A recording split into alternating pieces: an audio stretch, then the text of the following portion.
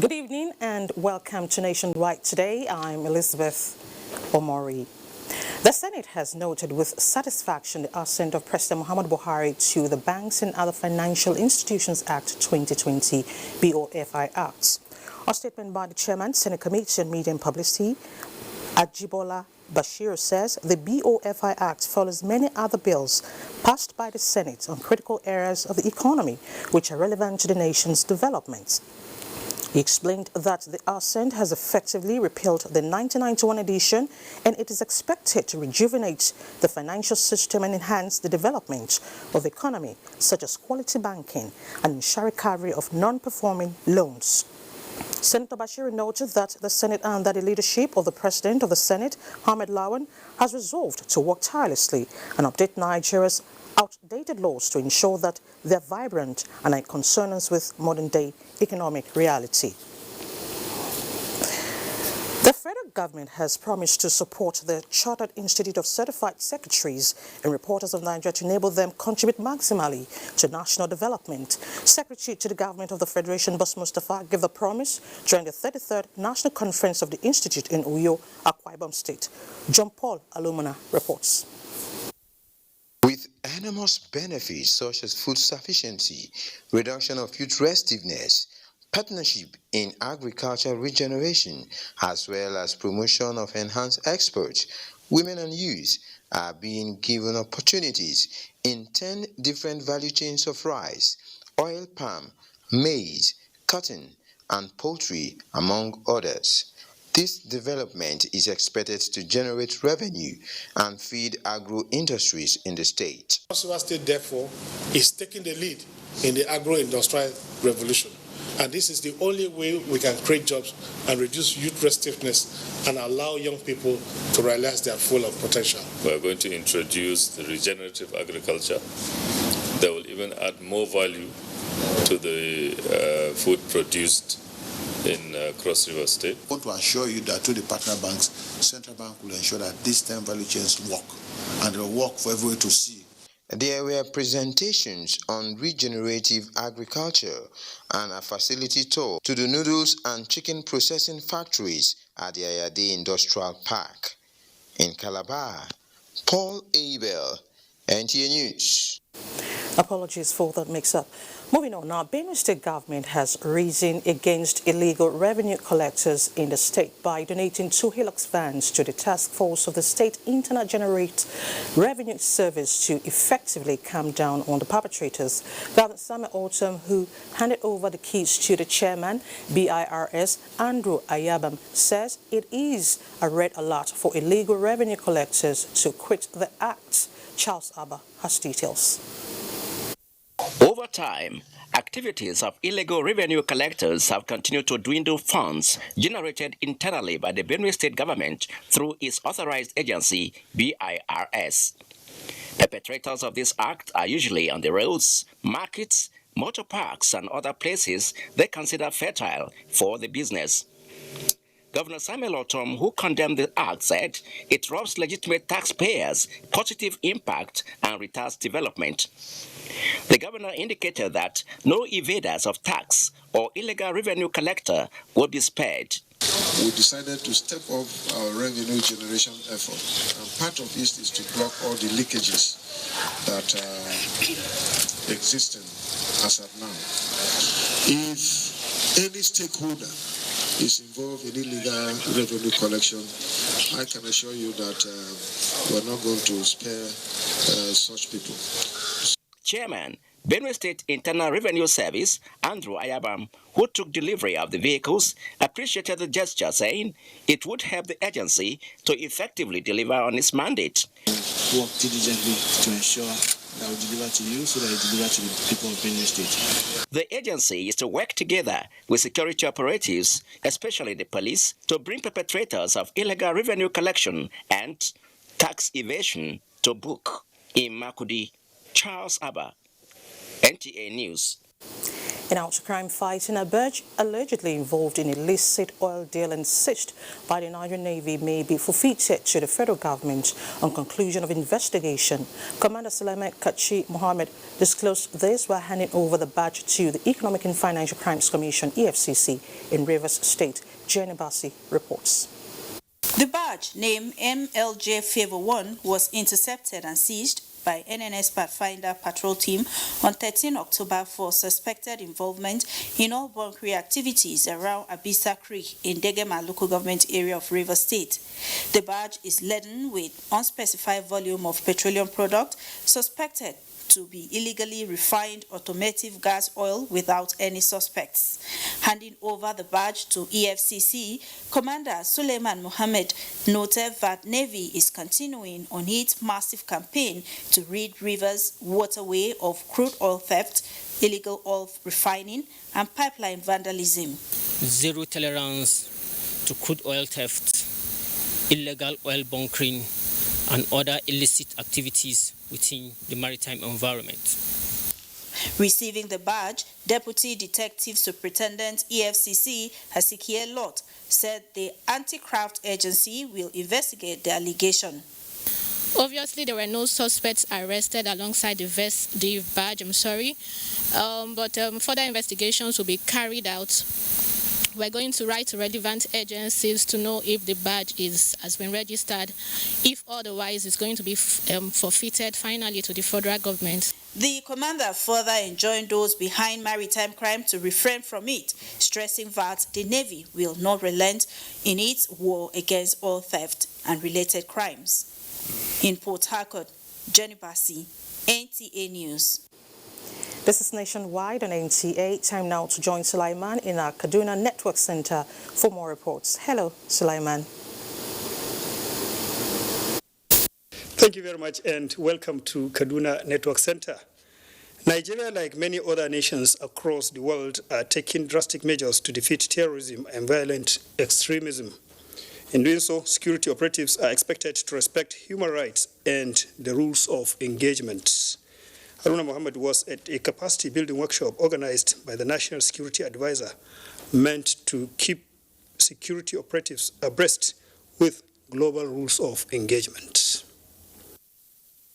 Violent extremism and terrorism, a Siamese twins destroying people and society across the world. These snowball into theater of war and covert operations spanning decades. Nigeria is not isolated from the pandemic, with the northeast and some part of northwest, as well as central, becoming flashpoints of various forms of atrocities fueled by extremism. In the theater of war lies the almighty human rights that must be respected and making sure that security operatives play by the rules. The Office of the National Security Advisor put up this workshop. The workshop is, an endeavor to fill the gap, the human rights gap, in terms of, its trigger for violent extremism.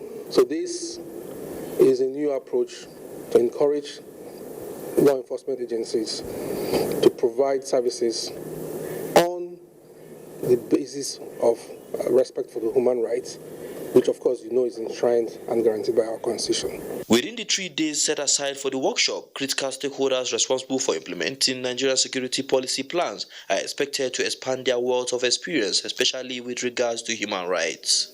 In Kaduna, I am Haruna Mohammed, NTA News. And security operatives, community leaders, and volunteers have thought out new measures of tackling crime and protect lives and property at a 2-day workshop in Kaduna. Haruna Mohammed reports that the workshop was facilitated by the Nigerian Security and Civil Defense Corps, Kaduna State Command. Heinous crimes, banditry and kidnapping, ethno-religious crises and related conflict phenomenon that demands a sophisticated approach in tackling. As the criminals devise new method in carrying out their ugly acts, so the conflict becomes mercurial. But the fact is that the security agents are not folding their arms and watch. This workshop is therefore an instance where the gatekeepers come together and expand the frontiers of their knowledge of crime fighting. Top of the list of the area of study was the intelligence gathering, early warning signs, response, as well as conflict prevention methodology. The most important thing is reducing the crime rate. The most important thing is bringing in peace in the country. So there is nothing like, I am a policeman, he is a civil defender, the other one is an immigration officer. Of course, where there is peace, we should ensure that lasting development is going to ensure. In a message to the participants, the governor of Kaduna State, Malam Nasur El-Rufai, reiterated the need to integrate peace-building mechanisms in the security operations. So I believe we as residents of Kaduna should embrace peace at all times. We should avoid conflict, and also if there's any concern, we should know the appropriate quarters to report to. We want to be able to strengthen early warning and early response systems in the state. The two-day workshop also served as a platform to create synergy with non-state actors who have won the confidence of the society so as to scale the hurdles of mistrust. In Kaduna, I am Haruna Mohammed, NTA News. Thank you, Haruna. More reports ahead after the break. The Counsel of Our Fathers. I believe we have fought one civil war too many in this country. So those who experience it will run away from it. Nigerian youths, let's build our nation together.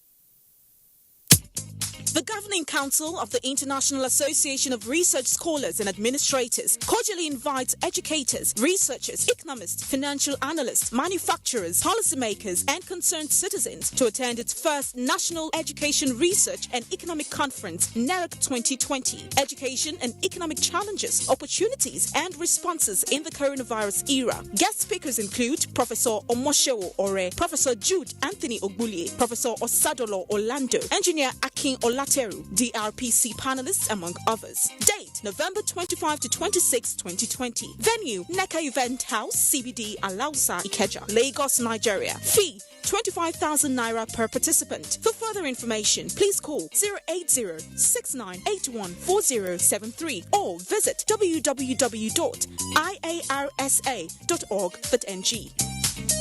International is with you in your living room, office, everywhere and anywhere. We provide the company you desire in terms of balanced and up-to-date news, programs, and the best of entertainment. Tune in to DSTV channel 251, GoTV channel 91, Freeview UK channel 264, or you can download www.visiontv.co.uk. App for iOS or Android, Intelsat 901 degree east. You can also see us on Facebook and YouTube for quality content on the go. NTA International, Africa's window to the world. These days, people get their news and information from more media sources than ever before. Some of the news and information given are fake, unverified, doctored, and manufactured to create confusion, stir disaffection, and cause disunity. Before you believe or share any news, ask yourself, is this real? Is it from a credible source? Is it verified or verifiable? Fake news is dangerous, whether you do it for fun or for political gains. Real people can get hurt. Fake news, don't create it, don't spread it. This is a public service announcement from NTA.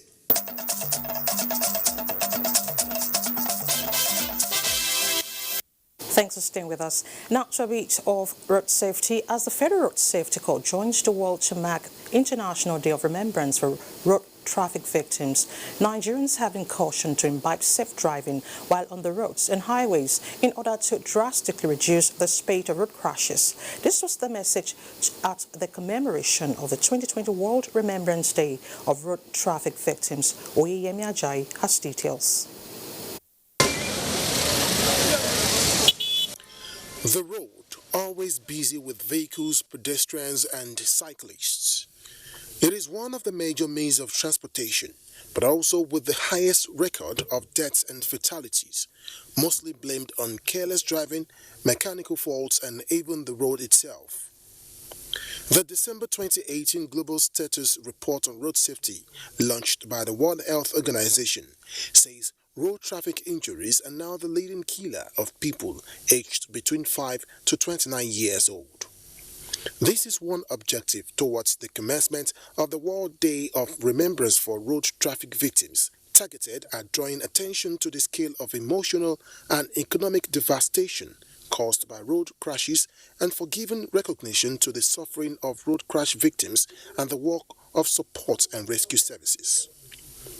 It is not a different story in Nigeria, as the Federal Road Safety Corps annually marks the day, reminding Nigerians on the need to always be safety conscious on the road.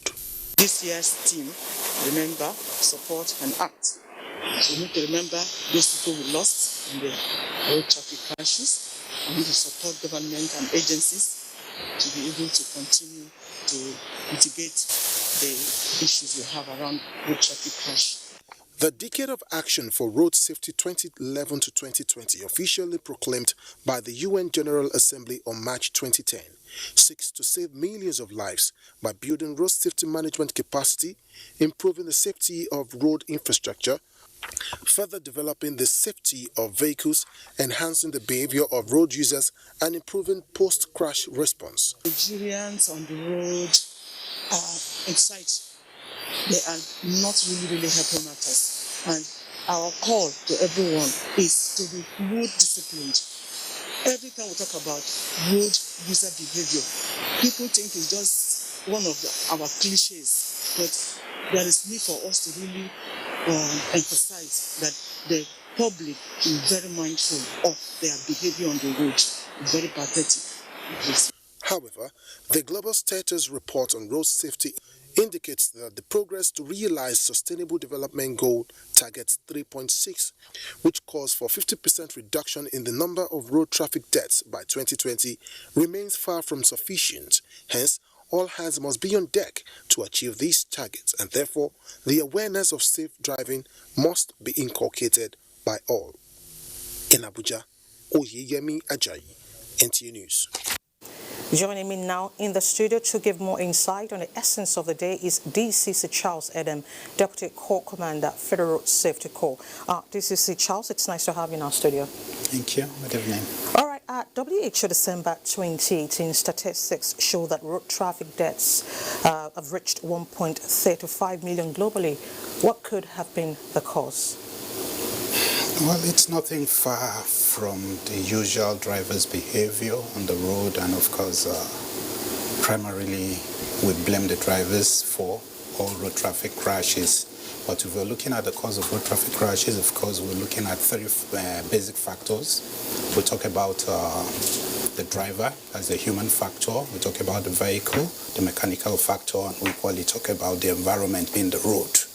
But put the 3 together side by side, we see that of all, the most culpable person there is a driver. Okay. So, like I said earlier, it has to do with human behavior. Human behavior. Okay, now, how close is Nigeria in achieving the UN Decade of Action 2020 on zero tolerance on road crashes? Well, if I say very close, that will sound as if it's a very vague answer, but then I think that's the truth. We are doing everything possible to ensure that we achieve that goal. Okay. Now, COVID-19 is believed to have brought in many negatives, but can you say that it has reduced road crashes considering the lockdown imposed by the government? Of course, I would want to say it has reduced, but then COVID-19 is not something we should applaud, but then that's just about the tiniest little benefit we have gotten from COVID-19. Like they say, for everything that happens, there's always a good and a bad side. So that it has reduced the road traffic crash, well, is a little minus we give to COVID-19. Okay. All right, when we talk about road crashes, overspeeding seemed to be the major factor.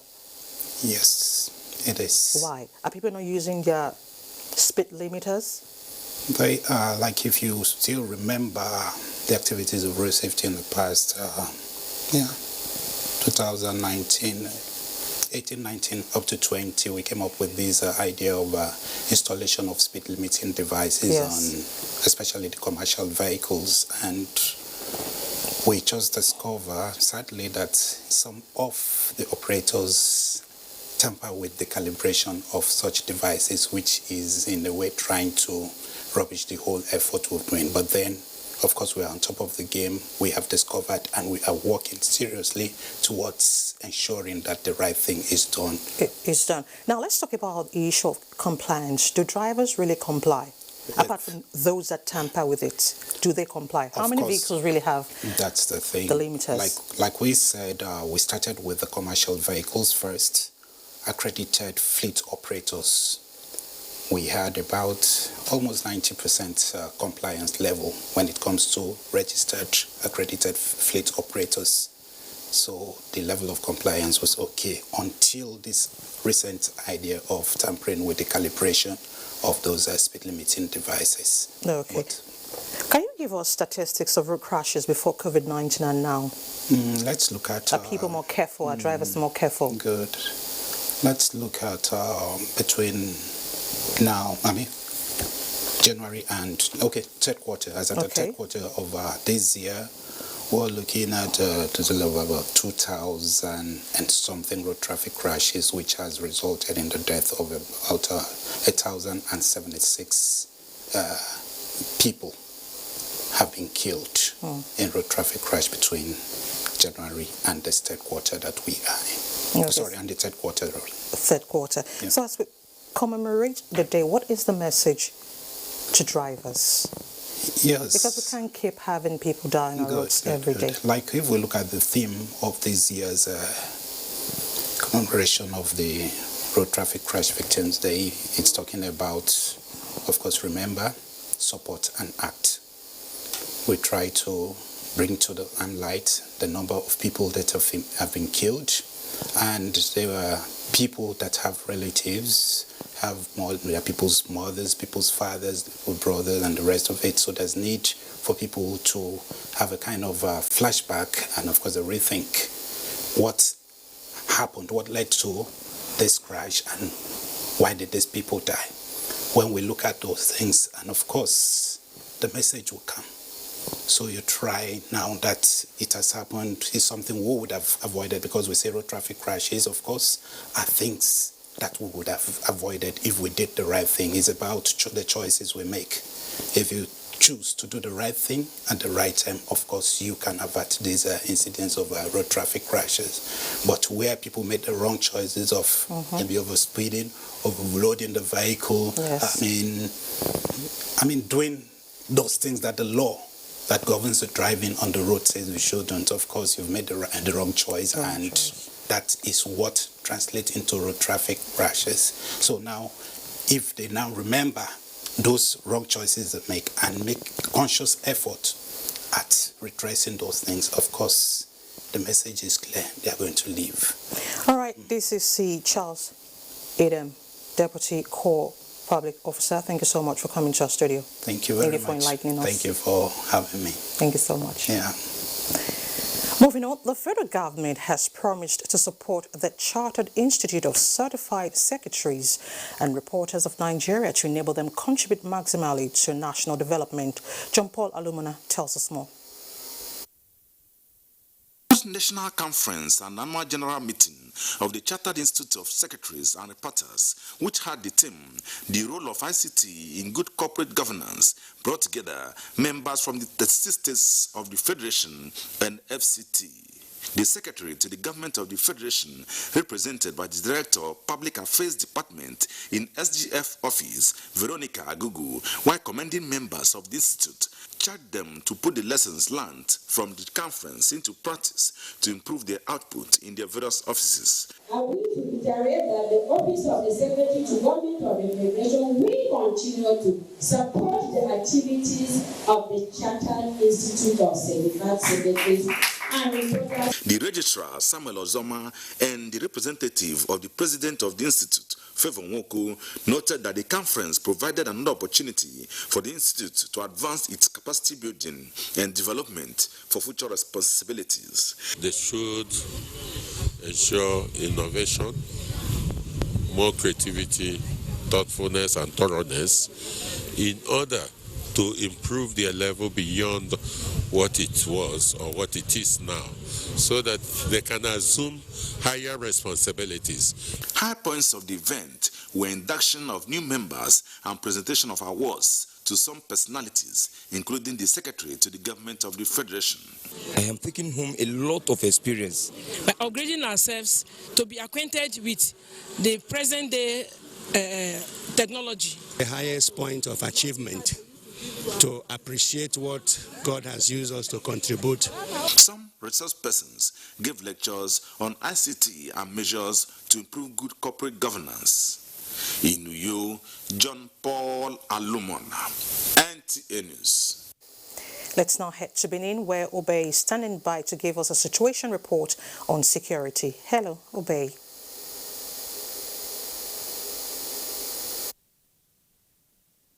Many thanks for joining us in Benin.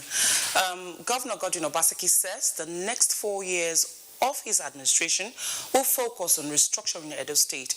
This was at the Thanksgiving service for a successful inauguration of the governor and his deputy, Philip Shaibu, to mark the beginning of a new tenure. Elizabeth Amoko reports. The Thanksgiving service gathered religious and traditional heads as well as politicians across parties. Archbishop of Benin Metropolitan See, Augustine Akubeze, wants Edo people to respect constituted authority, even as he appealed to the governor to fight all forms of criminality in the state.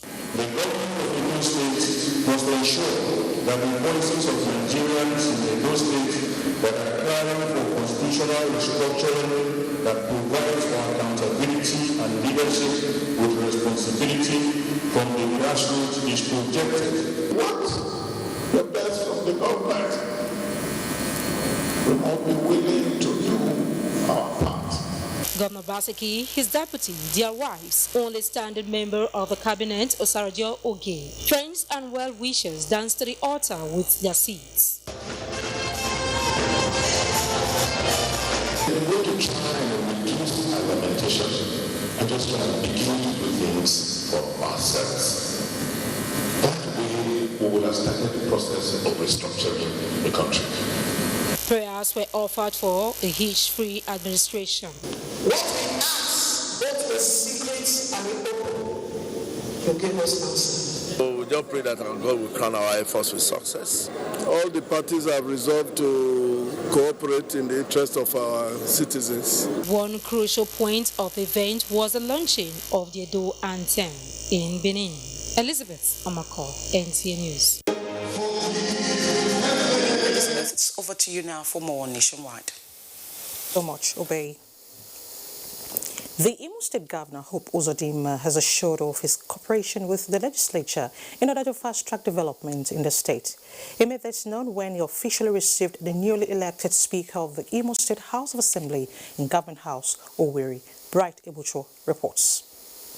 20 out of the 27 elected members of the Imo State House of Assembly at an emergency plenary session impeached the Speaker, Chiji Collins, and elected Paul Emeziem, member representing Ono Imo State constituency, who is also from Okigwe senatorial zone, as his replacement. According to the Deputy Speaker, Amarachi Nwayahu, the impeachment became necessary following the need to achieve a more effective and efficient assembly. Governor Hope Uzodimma, while receiving the newly elected Speaker, stressed the importance of working in harmony in the best interest of the state. He further reassures of non-interference by the executive arm of government and support to enable them execute their legislative duties effectively. On behalf of the executive arm and government of Imo State, I want to warmly welcome you. I'm pleased to continue to cooperate with you, so that together we'll serve the people of Imo and grow democracy in this part of Nigeria. The newly elected Speaker of the 9th Imo State House of Assembly, Paul Emeziem, promised to ensure that the House will henceforth legislate on matters that will have direct impact on the people. There is joy in my heart, and it's so pains my heart that I can hardly find qualified words enough to express the word. In Owerri, Bright Ebucho, NTA News. To peace talks now, a group known as Ebonyi APC stakeholders and elders for peace at the end of their meeting in Abakaliki has, amongst other things, agreed to lay aside their differences, work together for their interest and that of the party. Chika Okori reports. Assessing the administration of President Muhammadu Buhari, who has surpassed records of previous governments in Nigeria, especially as it concerns power generation and growing agriculture to achieve food sufficiency, as well, forming a formidable front that will take full control of political arrangements in Ebonyi State, where issues on the front burner at this gathering tagged Ebonyi APC stakeholders and elders for peace. The Executive Director, Administration and Training, NTA, Dr. Steve Ebo, is the chief convener of this delegate assembly. Well, the essence of this meeting is first and foremost to let our people know that APC is alive and thriving in Ebonyi State. And secondly, we want to use this medium to congratulate our leader, Muhammadu Buhari. He's doing very well. Despite the numerous challenges we face, which is a global thing, he has done well to move Nigeria to the next level. Nigeria has become self-sufficient in food security, and that is the biggest achievement of any nation or any government. That you can feed yourself is a wondrous achievement. Assuaging fears that defectors who may join the party as registration commences soon, speakers encourage the party faithful to rather reposition for greater opportunities ahead. Is that the party should stop recognizing the leadership which court have sacked. This delegates assembly is advising the public not to recognize any faction of the party as it was earlier nullified by courts of competent jurisdiction. In Abakaliki, Chika Okori, NTA News. In the meantime, the former military president, General Ibrahim Babangida, has commended the Nigeria Institute of Quantity Surveyors for its professional contributions to nation building. General Babangida gave the commendation at his hilltop residence in Mina when he received the national executive as part of the pre-annual general meeting of the institute. Sulaiman Kodogi reports. Ibrahim Babangida, who is also the grand patron of the institute, enjoins them to maintain the standard established. He explains the need for the regulatory authorities to be fully enforced for the future generations to move the country forward. To maintain the standard that they have so far established in the country, and also the regulatory authorities should be fully enforced for the younger generations coming.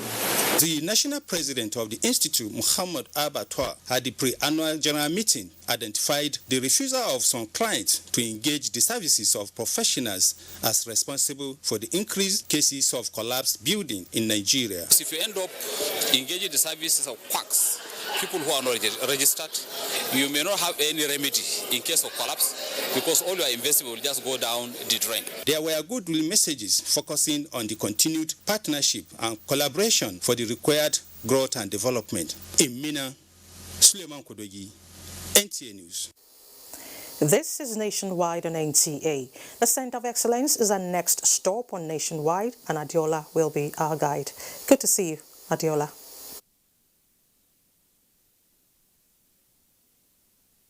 Good to see you too, Elizabeth. The recent #EndSARS protest, which snowballed into an unprecedented violence leading to monumental loss, has left an indelible mark on the lives of families of police officers affected by the incident. Nusa Osula reports that families of affected police officers lamented their losses during a condolence visit by the wife of the Deputy Inspector General of Police Force Criminal Investigation and Intelligence Department, Catherine Ugbisi, to affected stations and barracks in the state. Arson, looting, killings, and all sorts of violence have trailed the once peaceful protests, particularly the burning of police stations by the aggrieved youths. Families of slain police officers as well as those whose property and businesses were destroyed as a result of the action of arsonists and hoodlums who took advantage of the situation to perpetrate their evil agenda, laments on how the incident has affected their lives. Things that I lost inside that house is more than, if I will calculate it, is more than up to 10 million. My market, they even carry my counter. It's like I'm starting all over again. I've lost everything I've ever worked for. So it's like I'm starting all over again. So I need, if the government can assist me to give me part of what I've lost. I want the government to restore all my property, everything I have in the shop. I have a lot of property, freezers, generators, everything. And the shop also, if government would like it, they can build this for us. The wife of the Deputy Inspector General of Police, who visited families of police officers who died during the recent unrest in the state, assured them of adequate attention to their welfare and destroyed accommodation. It's the responsibility of the whole nation. Policemen are human beings. They are policemen. So they have blood flowing through their veins. They are people's husbands. They are people's fathers. The State Commissioner of Police, Hakeem Odumosu, said that this will go a long way to boost the morale of police officers and their families. In Lagos, Nosa Osula, NTA News. Now to water transportation. Regulators and stakeholders in water transportation are always quick to emphasize that safety on the waterways is permanent. However, compromising safety has led to mishaps resulting in loss of lives. These, among other issues, continue to dampen the spirit of prospective passengers on the waterways as available alternative to road transportation. Dr. Oguyemi looks at some of the steps taken to improve confidence in the sector. Lagos roads have continued to suffer congestion, resulting in delays arising from traffic. With only about 120,000 passengers plying the waterways annually, according to the state authority, out of the over 22 million residents that populate the state, generating traffic to the waterways has remained a challenge. We can do better to make this safer for us, but all things being equal, this is the best means of transportation now. While the regulatory authority at both the federal and state level have continued training programs, they have also been checking life jackets and replacing them with new ones. We know them, we know their activity, we know what safety rules and regulations are they following on our waterways. The informal sector moves about 75% of the humans and the goods that are moving across the Lagos inland waterways. So this is a formidable sector. I mean, it's a formidable sector, but at the same time, not very little investment is going into that sector. Very little, whether from the government or the private sector. But there's a lot of support coming from NIWA, LASWA, and all the other agencies now. I also ran into some officials of the Lagos State Safety Commission at one of the jetties. You are here as long as possible. Yes. To ensure safety measures are complied. Yes. These efforts, if well implemented, according to the National Inland Waterways Authority, will guarantee confidence. In Lagos, Dr. Oguyemi, NTA News. So much from here. It's back to the nation's capital, where Elizabeth has more on Nationwide. Good afternoon. Thank you, Adeola. Climate crisis like the coronavirus pandemic is a global threat that knows no borders. United Nations Secretary General said this at a virtual meeting with the heads of Shanghai Cooperation Organization. Adeola Brooksland Sunday reports. Climate change, analysts say, acts as a threat multiplier, as its resulting effects can create and aggravate political, economic and social tensions, potentially contributing to cycles of poverty, violence and migration. Antonio Guterres said the Paris Agreement and the 2030 Agenda for Sustainable Development underpin the work of the United Nations and should be central to national decision-making. Strong engagement of SCO member states. The UN scribe called for stronger ties with the Shanghai Cooperation Organization in tackling climate change and geopolitical tensions amid COVID-19. The tide is turning. The European Union, Japan, the Republic of Korea, together with more than 110 other countries, have committed to net zero emissions by 2050, and China before 2060. I call on more governments to join this net zero coalition and to align their COVID-19 recovery plans and national determined contributions for climate action with this objective. The UN chief said regular exchanges between the United Nations and the organization provide ways to enhance cooperation on regional issues and appealed for global solidarity in the wake of the Armenia and Azerbaijan conflicts. I look forward to your further advocacy and action to end hostilities around the world before the end of this year. When people fight each other, the only winner is the virus. He commended their firm commitment to inclusive multilateralism and the principles of the United Nations Charter. Adebola, Brooksland Sunday, NTA News. As countries mark the World Kindness Day, a non-governmental organization has extended a hand of kindness to widows and families of Nigeria's fallen hero, the Nigerian Legion. Kindness is a fundamental part of the human condition which bridges the divides of race, religion, politics, gender, and zip codes. The World Kindness Day is celebrated to highlight good deeds in the community, focusing on the positive power and the common thread of kindness which binds us as a nation. The Kindness Guild of Nigeria, under the auspices of World Kindness Movement, in commemoration of the day, brought succor to the families of Nigeria's fallen heroes who fought for Nigeria. God is never tired of taking care of us, so we should not be tired of showing love. The reason why Nigeria is Nigeria today is because some people fought for it. Some people fought some battles that we were not directly involved, but they fought for us, and some lost their lives in the course of this. And the families of those that lost their lives are facing quite a lot of issues. Beyond the items brought and distributed, the spirit behind the kind gesture was lauded by beneficiaries. We are really appreciative, like I already said, we are grateful.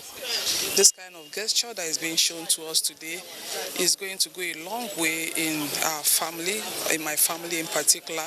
Showing kindness irrespective of gender, race or political affiliations was the general consensus here.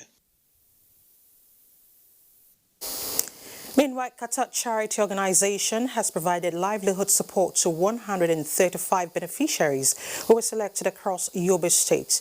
Mustafa Yusuf Musa reports that apart from the empowerment support, Governor Maimala Boni also laid the foundation stone for the construction of an Islamic center in Damaturu, the state capital, to be carried out by the charity organization. Among the 135 beneficiaries of the Qatar Charity Organization Empowerment Initiative is a 26-year-old Aisha Mohammed, mother of 5, who received a wheelchair to enable her conduct her outdoor activities with ease after spending 2 years without a wheelchair. Just like the former, Aisha Mohammed and Adamu Alibuni are also happy to get a wheelchair, with other beneficiaries going home with either grinding or swim machines in addition to livestock. Performing the distribution exercise, Governor Maimala Boni saying it is in line with government strategy to provide means of survival to IDPs and returnees, as well as vulnerable groups in the state. We wish to express our gratitude to the organization for the donation of livelihood materials such as grinding machines, sewing machines, wheelchairs, and livestock to 135 beneficiaries, which I also have the pleasure to plug off their distributions simultaneously. The Executive Secretary, State Emergency Management Agency, Dr. Mohamed Goje, said partnership with national and international humanitarian organizations have over the years provided support to IDPs and wants more of such collaboration to improve the lives of affected people in the state. Our people are resilient people, they are patient people, and we are building their resilience, especially now that they were transiting from the humanitarian to development nexus. And I hope more of this will come while we will ensure monitoring the usage of these items household to house. The occasion also witnessed the laying of foundation stone by Governor Maimala Boni and the director of Qatar Charity Organization, Mustahamdi Said Mohamed Abdu, for the construction of a charity center at the Red Bricks Housing Estate in Damaturu.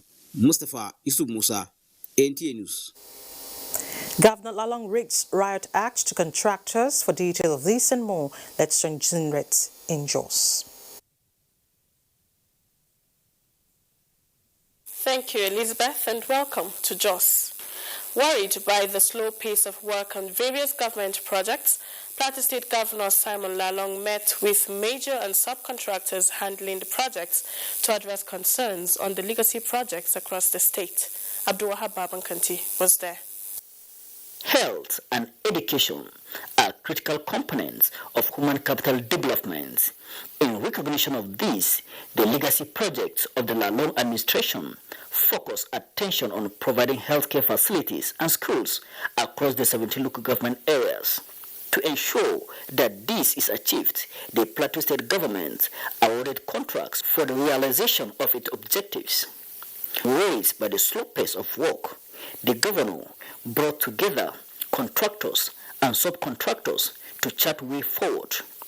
We wanted to have the meeting to understand ourselves, to know the problems, and then to kickstart from here and know the extent, because we must give ourselves deadlines.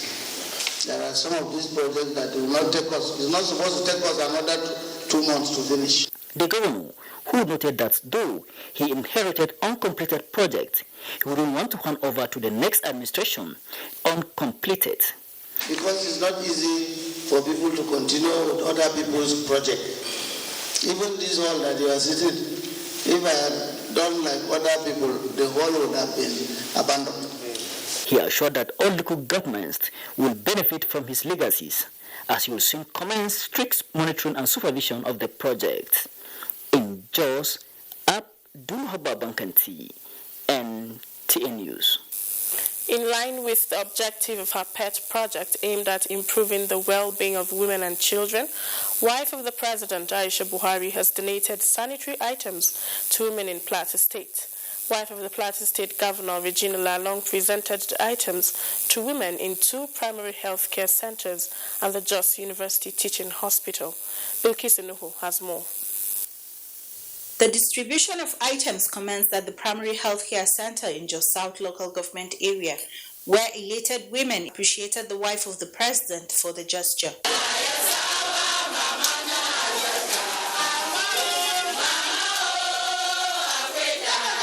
The team was also at Township Primary Healthcare Center in Jos North Local Government Area, where the same gesture was replicated with a call on women to take care of their health and well-being. We sincerely appreciate our dear mother, wife of the President, Dr. Mrs. Aisha Buhari, for her continuous support to women in Nigeria. As we all know, this is not the first time we are receiving items from our dear mother. And so we want to appreciate her for her kind gesture to women in Nigeria. At the Jos University Teaching Hospital, Mrs. Lalong and the Future Assured team were received by Chief Medical Director Professor Edmond Bawan. Targeted most of also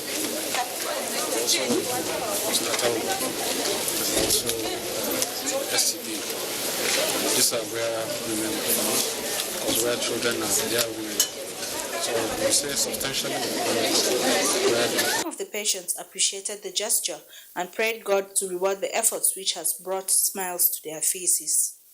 Special Assistant to the President on Events, Zainab Kasim, led the Future Assured team amongst other dignitaries.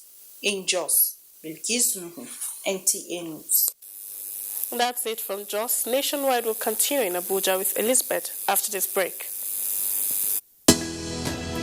Dialogue, empathy, love, and unity. These are vital components of nation building. For all to be well, we appeal that we should refrain from volatile, provocative, inciting messages and language. Let's build and not destroy.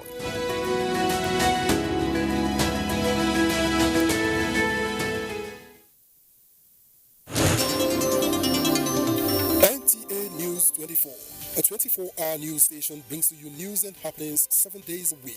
News at 10 a.m., news update at 11 and 1 p.m. News desk at 3 p.m. and 6 p.m. and late evening news at 11 p.m. Follow us on any of our platforms and keep abreast of events and current affairs within and outside our shores. We are on DSTV channel 419, GoTV channel 46, Star Times channel 101, and Free TV channel 703. Join us. Do you know that social media is not good or bad, and that it is you who is using it that is either good or bad? Bad social media users spread rumors and fake news without verification. But good social media users stop, verify the information, and reflect before sharing it. Now, are you a good social media user? Stop the spread of fake news. Verify the authenticity of your source for a better Nigeria. This message is from the National Orientation Agency.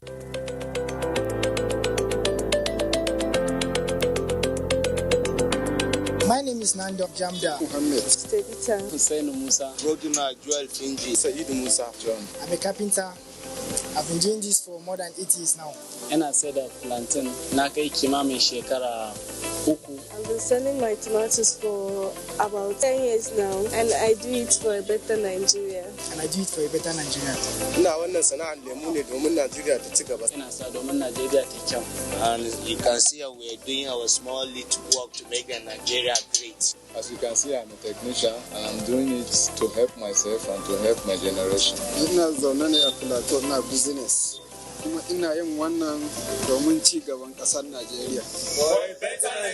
This message is from the National Orientation Agency.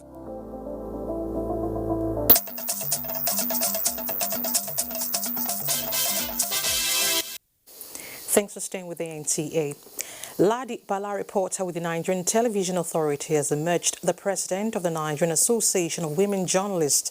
The #1 seat of the association is one of the 10 executive positions contested by 23 candidates. Fatima Usman reports from Mina, venue of the 10th Triennial Delegates Conference. The executive members of the Nigerian Association of Women Journalists is made up of 19 people. Ladi Bala of the Nigerian Television Authority succeeded in clinching the highest seat after beating 3 other contestants with 439 of the 823 votes cast. Helen Odofa is hereby returned as the new National Secretary of NAWAJ. Okonkwo William Ogabo is hereby returned as the Deputy National President of NAWAJ. Ladi Bala, having secured the majority of the votes, is hereby returned and declared as the new National President of NAWAJ. Other positions contested are National Vice President, Vice President Zones C and E, National and Zonal Secretaries, Zone C and D, National Treasurer, as well as Internal Auditor, while 9 other executives, including the Financial Secretary, returned unopposed. NAWAJ should speak for the less privileged. NAWAJ will be advocating on the issue of sexual and gender-based violence in our society, particularly the issue of rape, which has become very, very endemic. So these are some of the areas that will be doing things differently, apart from just building the capacity of our members. The newly elected officials were subsequently inaugurated by the national executives of the umbrella body of the association, the Nigerian Union of Journalists, led by the president, Chris Isiguzo. In Mina, Fatima Usman, NTA News. Congratulations to our very own Ladi Bala. Now, experts in the tourism and culture industry are strategizing on ways of rebranding and promoting the sector in Nigeria. This was made known at the 2020 National Institute for Hospitality and Tourism Annual Master Lecture Series in Abuja. Oinaya Kaluoka tells us more. Record shows that the tourism sector accounts for 1 in every 10 jobs globally. With the impact of COVID-19 affecting the sector, federal government said it is committed to prioritizing the industry for economic growth. This sector is one of the key sectors in Mr. President's and this administration's program to lift millions of Nigerians out of poverty. Experts and key players in the industry advocate for new ideas and skills that will help in repositioning the sector. The time has come that we need to reduce talking. We need action now. Navigators is very, very key Development Authority. NIHOTO should not only concentrate on the hospitality and the hotel industry, but also should go to institutions that attract visitors. So this standstill has been a time that has given us the advantage for us to think about what we can do better with the little that we have. Director General NIHOTO, Nuru Sani Kangiwa, called for partnership in moving the sector forward. There are always emerging needs in the industry, so you have to be proactive at all times. The theme for this year's Master Lecture Series is Sustaining the Gains of Hospitality and Tourism Research in a Challenging World. Oyinaya Kal Oka, NTA News. And that ends Nationwide today. Thank you so much for your time. I'm Elizabeth Omori. Good evening.